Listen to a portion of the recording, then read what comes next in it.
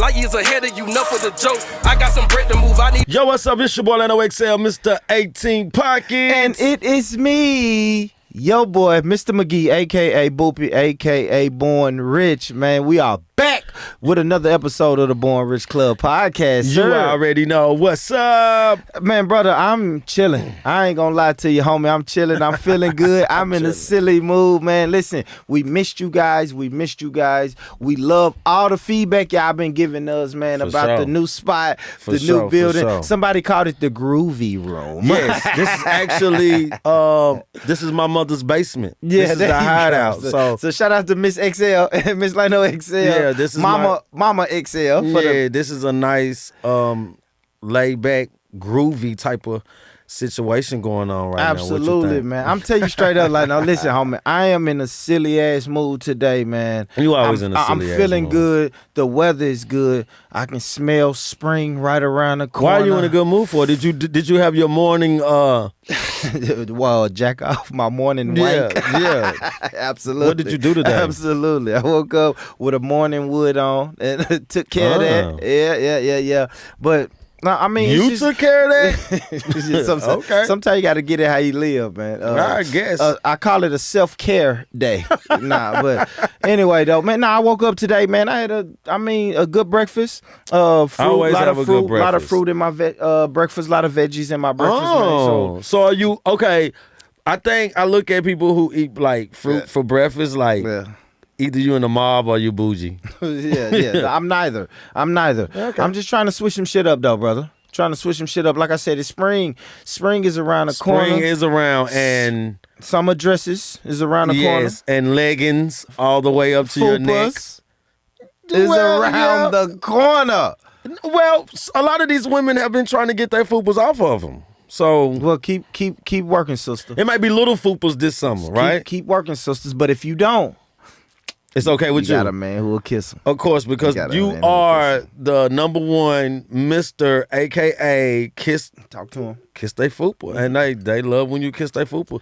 Do you when you kiss they fupa? Do you do you French kiss it or do you just like peck it? Nah, it's a nasty one. I mean, tongue, Oh. both lips with the tongue, damn near. It gets It wild. sounds like a gets wild. Pornhub category. Nah, it gets wild. It gets wild when I'm kissing fupas, homie. Can you It gets imagine wild. someone going to Pornhub and putting in a category of nasty kiss fupas? Nasty kiss.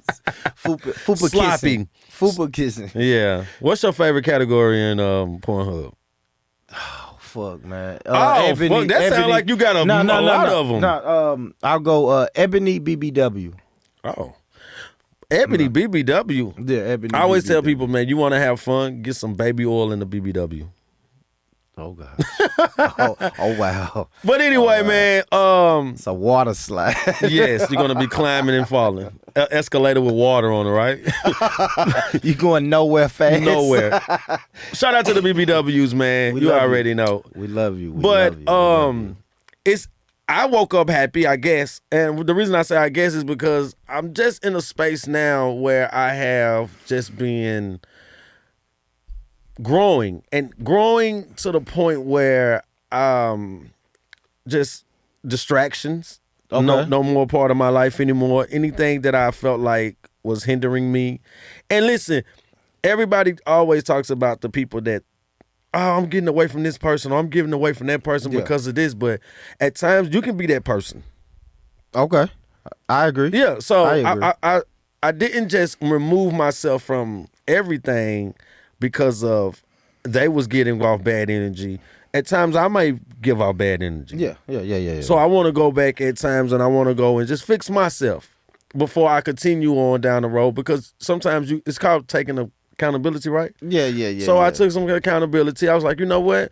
I do talk this way. I do put on a little more aggressiveness at times. So Yeah. I wanted to step back at myself and I wanted to, get myself right. Okay. Growth. You growing, ain't Yeah, you, just get big myself. bruh? Yes, you got to grow when you Jeez. start making these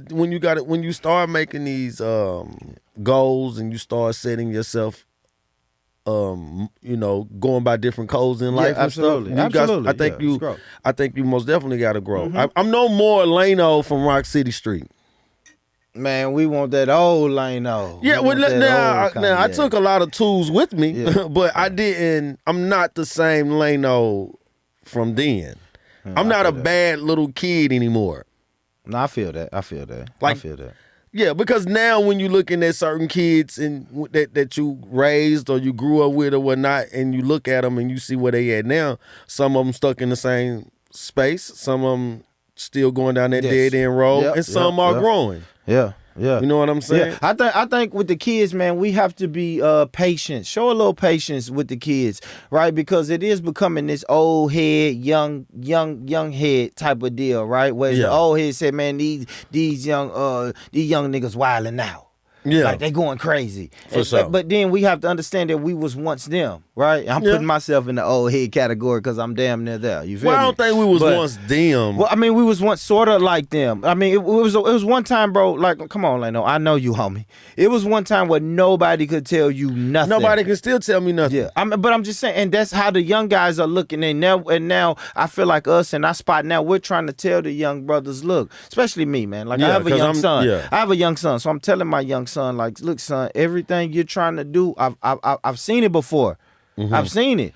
Now maybe maybe some certain shit has changed, social media has changed, but for the most part, everything you're doing, the path you're going down, I've seen this movie before. Yeah. So I want to stop it. You know what I warning mean? him. Yeah, I want to stop you before you get that far, before you jump over that cliff. Exactly. I see what you're saying. Walk up to the ledge, but don't jump over that cliff, son. I'm more. I wasn't talking about our kids more. I'm more talking about when you say the older generation and the younger generation with the kids is, I just look at it as, if you don't have an out for the kids that we talking to, Absolutely. Now, I'm not saying don't talk to them. Yeah. But don't go to them and tell them this is what you need to be doing. Yeah, it's a lot of preaching. No preaching. And you don't have the resources, or you're not going to put them in your car. Okay, you need a job? You go put him in your car. You drive him to go get him an application. You use your resources to get him a job. Yeah, yes, You sir. know what I'm saying? So I don't tell kids what to do, but I'll say this. I say you can go down this road right here will lead you right here, or you can go down this road and this road will lead you right here. I can give my wisdom and my knowledge on that, and I can only give it at times when it's available, because I'm not always available. So when I do give these type of messages to these guys, and I'll be like, yo, bro, look, just because I'm an older guy doesn't mean anything. I'm just trying to give you some advice. I don't call it game. I call it some advice. You know what I'm saying? Because when I was coming up, I got advice, and I did listen to the advice. Yeah. I listened to the advice, but I'm still, to this day, when I say nobody can tell me nothing, what I mean by nobody can tell me nothing, I'm speaking on what I'm doing as a career or as my job or something like that. Because let me tell you something, it's going to sound cocky, but nobody can be the best me. You can't tell me anything how to make my life better. I make those decisions. I come up with that. Well, somebody can give you suggestions, though, right? Only person who can give me suggestions, I feel like on something is, and I'm not trying to be cocky or arrogant. I just feel like It's coming off arrogant as fuck, course, bro. but of course, but I'm gonna say this, man. I got myself to where I'm at now. Not that I didn't have family and friends, but I got myself to where I'm at by not listening to anyone who tried to have suggestions. You got to be careful when you listen to people, because every compliment is not a compliment, and everybody that you're thinking that's trying to help you grow, they're not really there. They could be selfish motives. It could be selfish reasons that they doing this. So I got a vision. I don't let nobody tell me nothing. I got a vision. I got a vision how it's gonna go. I got a vision how it's gonna play out. I got that. I can't let you come in, and I can't let you scare me on it ain't gonna work like that. Man, what you talking about, Lano? That don't happen. Cause listen, and go back to the kid situation, the first person in a child's life that destroys their dream is their parents. The mother. or the father, just whoever's in their life. Okay. It could be an adult. It could be a school teacher. I was writing one time, y'all. Quick story. I was writing. At my time, I'm thinking it's a movie script. I mean, Okay. that's what I'm thinking it is. I just got through watching. I got the hookup. Master P at this time was one of my idols because he was making music and he's writing a movie. Yeah. So I'm like, oh my God, I want to do that. That's what I want to do. And I remember I was in the class and I was writing it, and the teacher grabbed it.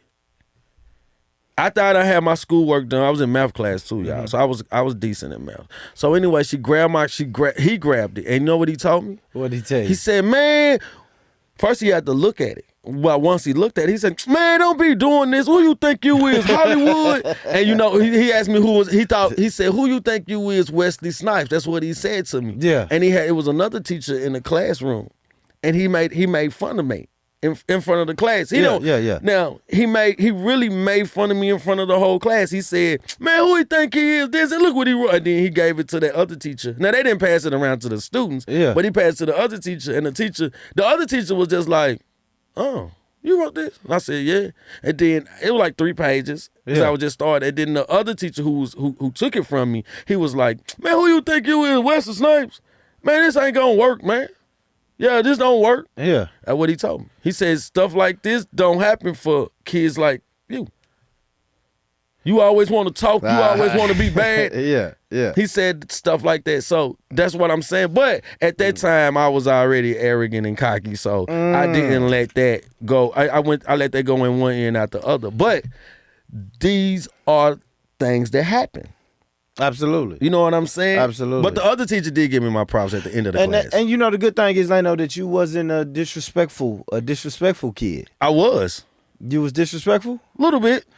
Let me ask you this, and as an adult, right? Because I wouldn't say disrespectful. I was an unruly kid, right? I gonna put myself in that box. I was unruly, right? Mm-hmm. But now as an adult, right, and I've dealt with, and I still continue to deal with unruly, disrespectful kids, right? Mm-hmm.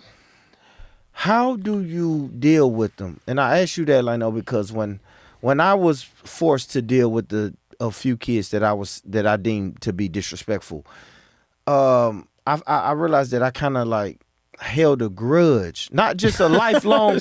I know it sounds crazy. No, it doesn't. Not a lifelong grudge. Like I love these kids now, but when I was coaching these kids in little league sports, and they would do some disrespectful shit. What was the ages? So I can't remember. I had 9 through 12.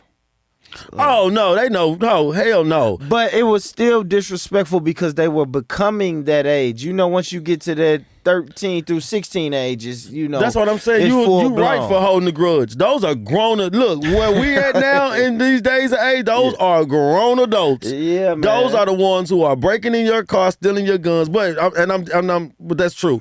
But they also are going into a new phase of their life, and they going to the new person that they're developing. Or it can't be disrespectful. I was very disrespectful to my stepfather, who raised me, who bought me Jordans. You should have whooped your ass, boy. Yeah, but I always try to threaten him with my older brother. So because I would try to threaten him with my brother, like I get my brother on you, and you know I make my mama holler at you. You know what I'm saying? So it was that type of stuff. I was very disrespectful, and listen, y'all, I wasn't disrespectful every single day. Don't try to make me like I'm just being honest. You was a prick, man. Yeah, I was an asshole. Yeah. I was an asshole child. And I feel like a lot of parents, y'all can say whatever, y'all can beat me up. A lot of parents know that their kid is disrespectful. Uh-huh. But they'll still take up for their kid in front of the kid. They're making the kid think that it's okay.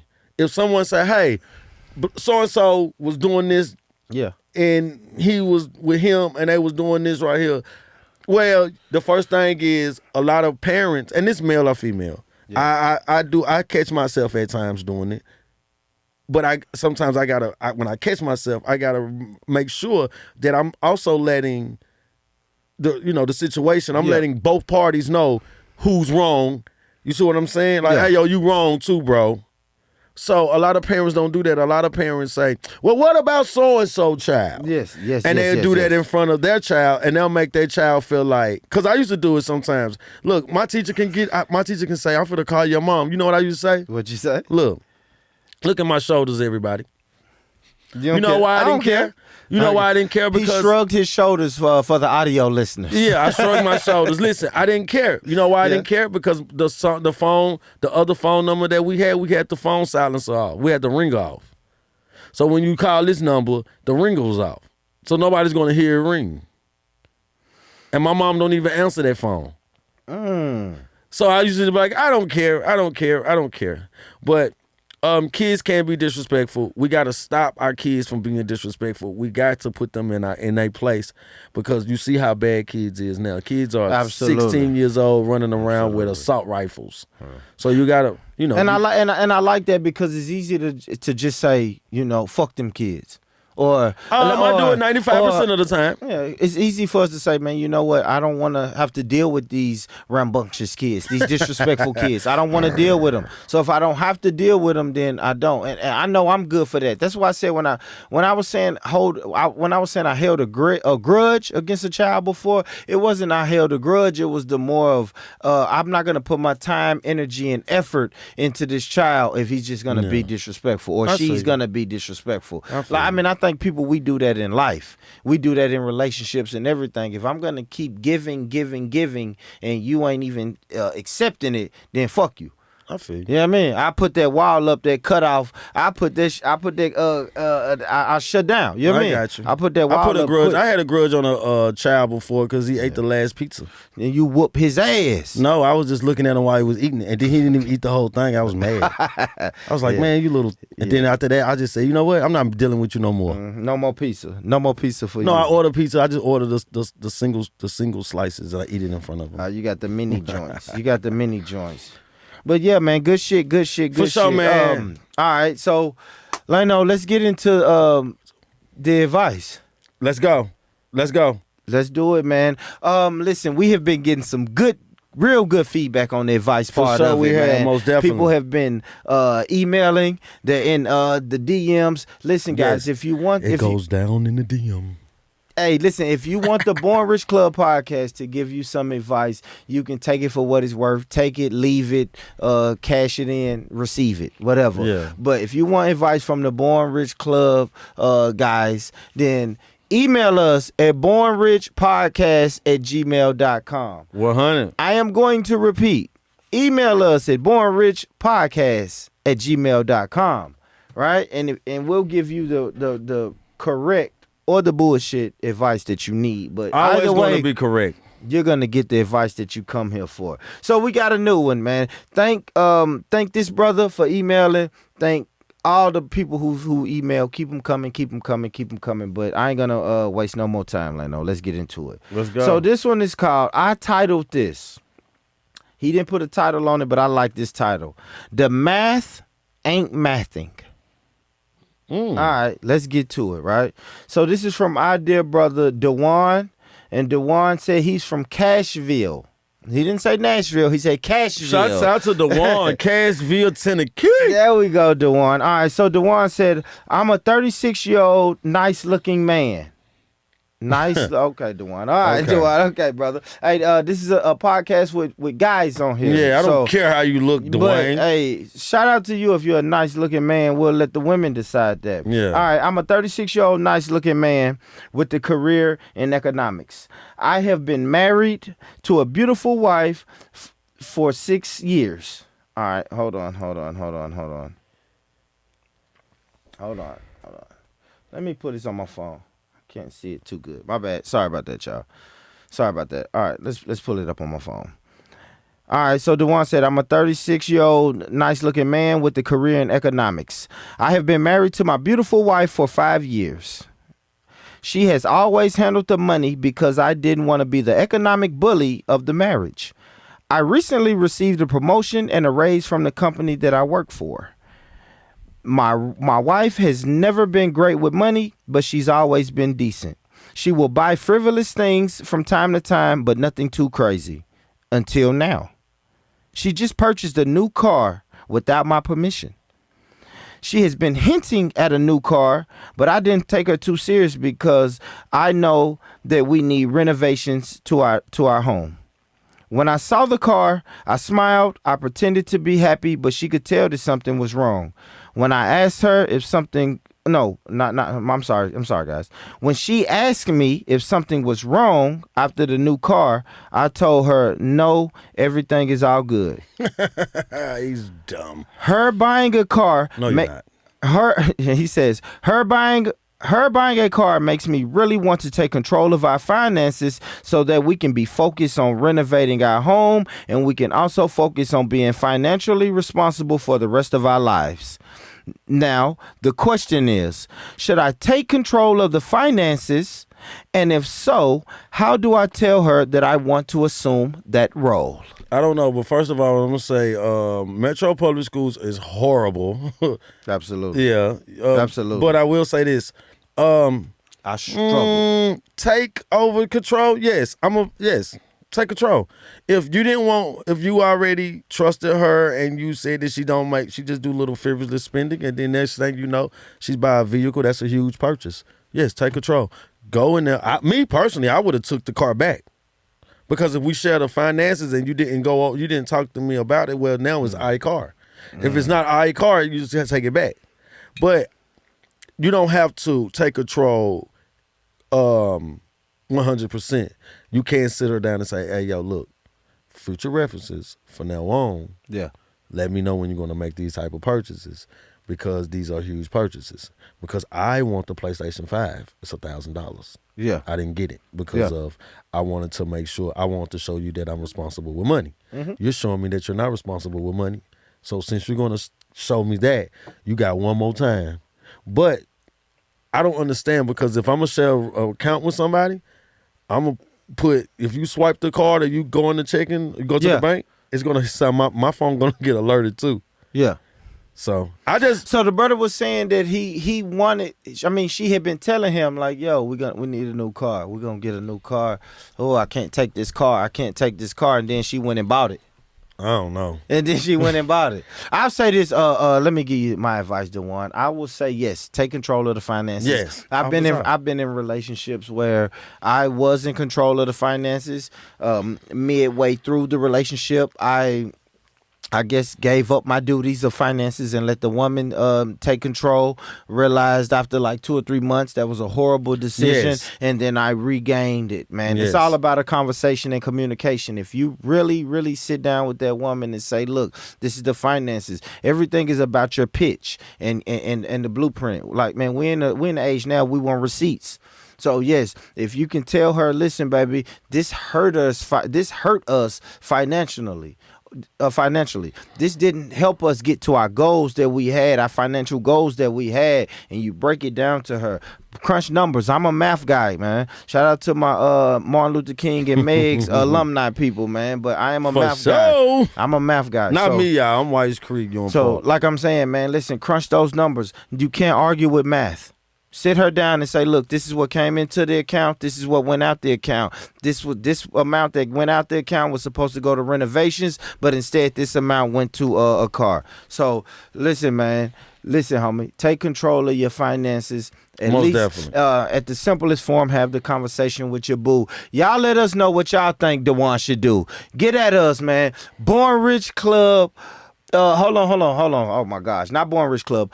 Born Rich Podcast at gmail.com. That's where you do your that's where you send your emails and we'll give you advice, man. For sure, man.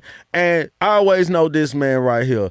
Always take control of your finances, men, women, whatever. Facts. Always make sure that you teach these kids right from wrong, even if they in the wrong. You make sure that you let them know that they in the wrong, man. Yes, sir. This is your boy Lano XL, Mr. 18 Pockets. I need everybody to do 2 things. Stay true, give money, stay true. And listen, man, it's me, man. If no one told you today that they love you, I want to be the first one to tell you that I love you. I love you. I love you. We out of here, man. Peace.